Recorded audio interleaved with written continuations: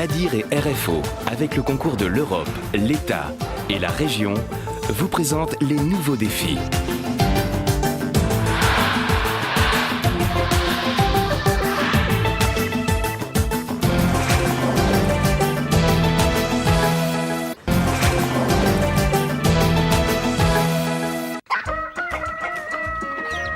Je m'appelle Maxime Maillot, je vis à Grand-Îlette parce que j'aime mon village, je suis né ici dans ces montagnes, à une époque où il n'y avait ni eau, ni route, ni électricité, ni téléphone.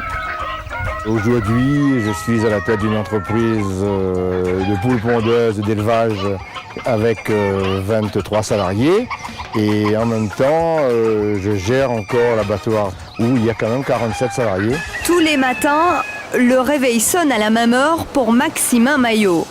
Même s'il en rêve parfois, il est encore loin de couler des jours paisibles. Il faut que ce soit bien bronzé, pas trop blanc. Entre l'abattoir, l'élevage et la production des œufs, ces journées sont bien remplies. Pour la salade. Cela fait 30 ans qu'il développe son activité et aujourd'hui, il est presque devenu le plus gros employeur de Grand-Îlette. J'ai commencé mon élevage dans les années 74 avec quelques poussins que j'achetais à droite et à gauche chez les revendeurs de poussins.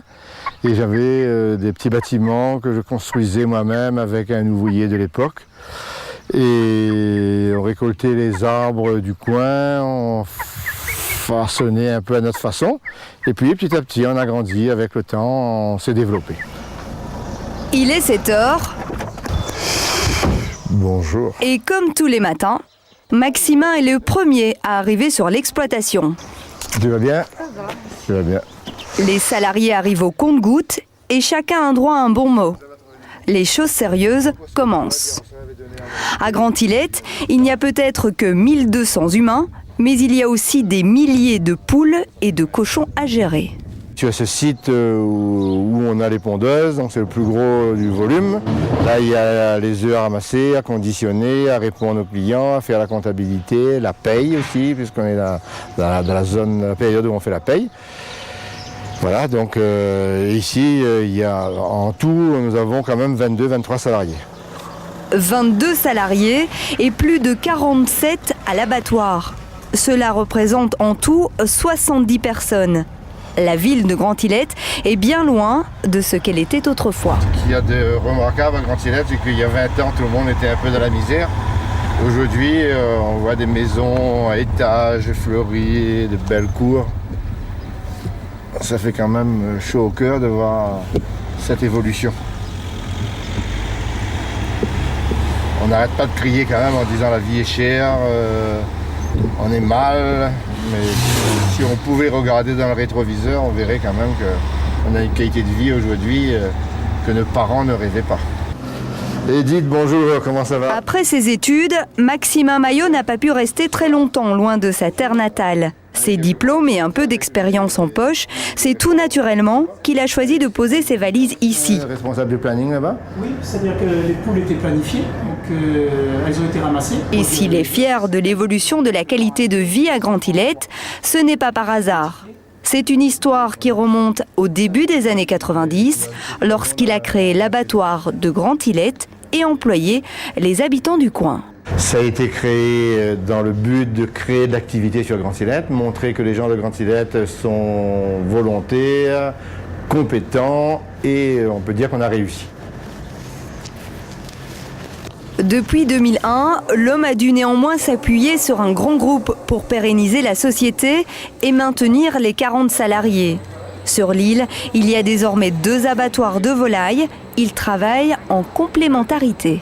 On fait tout ce qui concerne les espèces qu'on appelle complémentaires, c'est-à-dire les canards, les canettes, les poulets fermiers, les grosses poules qui viennent du couvoir, les poules qui viennent des élevages qui produisent de l'œuf de consommation. Et on a de la souplesse ici, puisque à chaque fois, en fonction de chaque espèce, on est obligé de jouer sur les températures.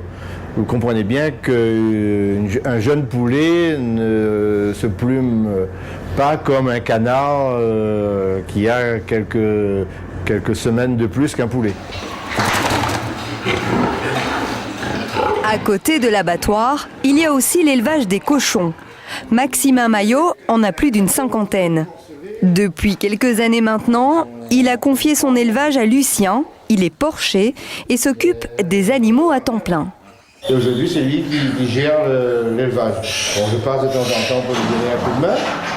Et donc ici, on est dans la salle de mise bas. C'est donc l'arrivée des jeunes porcelets.